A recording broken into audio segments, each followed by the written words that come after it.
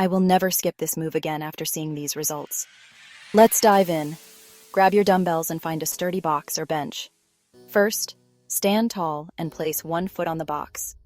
Push through your heel to rise up, making sure your top leg does all the work. Once at the top, engage your core and press those dumbbells overhead. Control the motion as you bring them back down. Step back down carefully and switch legs. That's 1 rep.